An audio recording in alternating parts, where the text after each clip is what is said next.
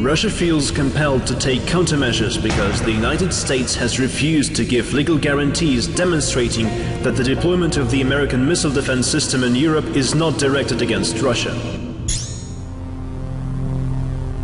NATO countries are in no mood to restrict the deployment of their military installations to Europe. New American military bases may soon be set up in Kazakhstan, Kyrgyzstan, Turkmenistan and Tajikistan. Once Russia has been encircled by military bases, a new geopolitical reality will emerge. We need to take this reality into account already today and take measures to control potential threats to our security.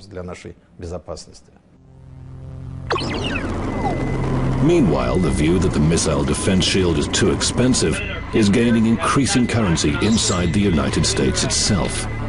It provides financial backing to the armed forces. Moreover, the project is making millions of dollars for NATO subcontractors in various countries.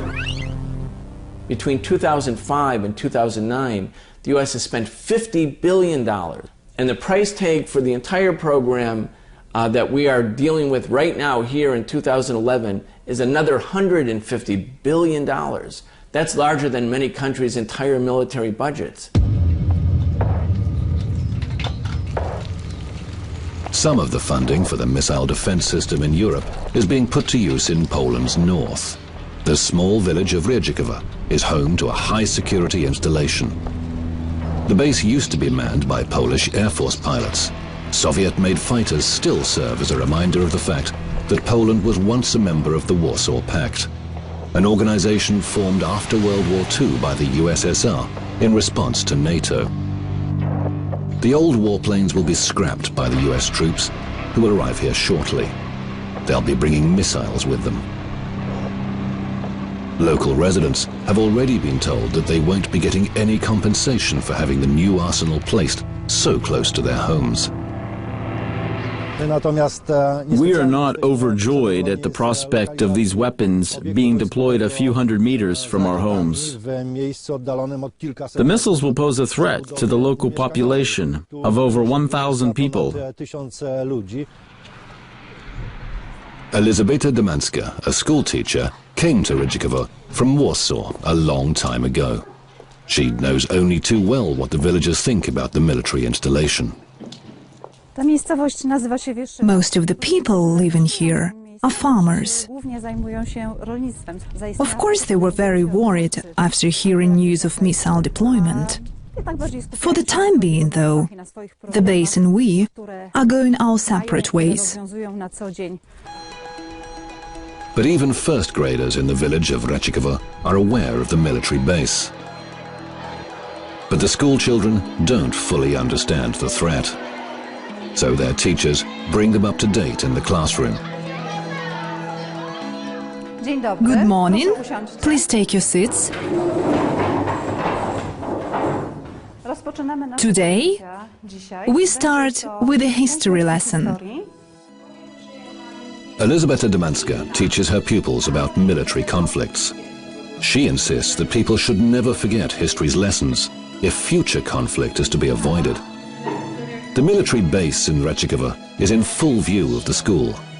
As the teacher tells her pupils about World War II, they visualize the base as a symbol of the past, the present, and the future.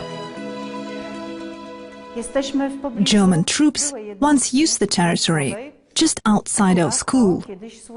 Later, Polish pilots served here. No doubt you know that an American military base is going to be set up here. And there is going to be a new entry in the history books because of it.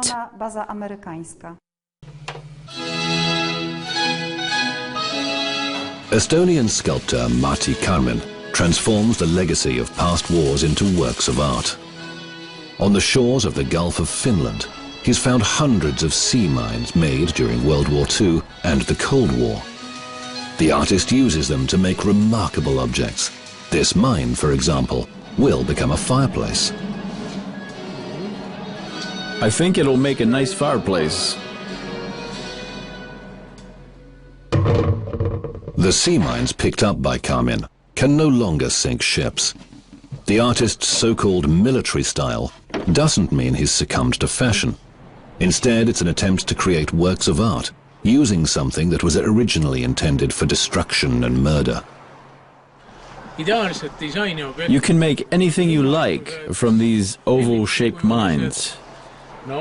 You can make sculptures out of them. You can even make a race car.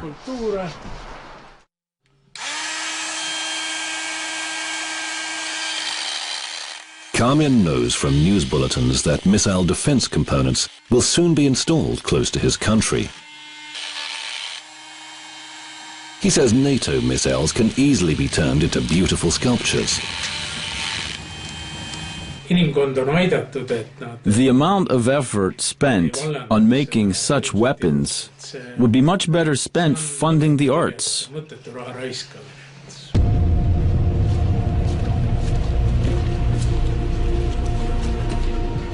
The people involved in this experiment testing their capacity for survival in a nuclear aftermath have finally reached their destination, an abandoned military bunker.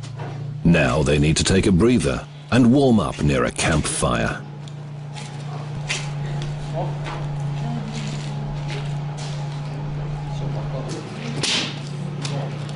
The coach knows that this kind of training is useful in any case. It helps participants to strengthen their skills and prepares them for any emergency in their regular daily lives. It's great that there is a growing number of people who want to learn survival skills. Even if nothing catastrophic happens, they now have a different psychological attitude. This will prepare them for other small emergencies. Those who've gone through survival training school are fully aware of the fact that the location of their exercise is fully protected.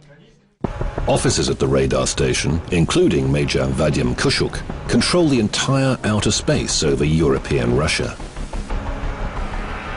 The Outer Space Control Center has given instructions to track an artificial Earth satellite. All monitored operational information is fed to the Outer Space Control Center. First target acquired.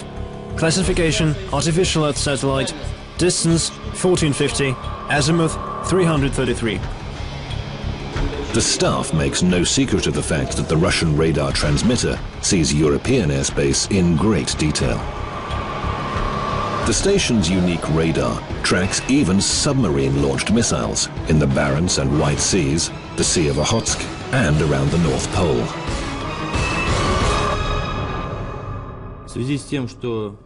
Our system is being expanded in response to the expansion of the European missile defense shield. The aim is to match the measures being taken in Europe.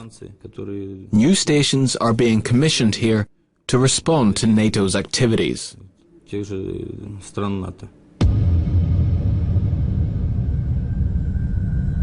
We will by no means limit or alter our plans for the deployment of missile defense components in Europe.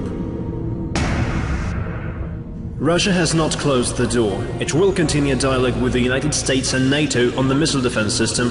It is ready for practical cooperation in this sphere.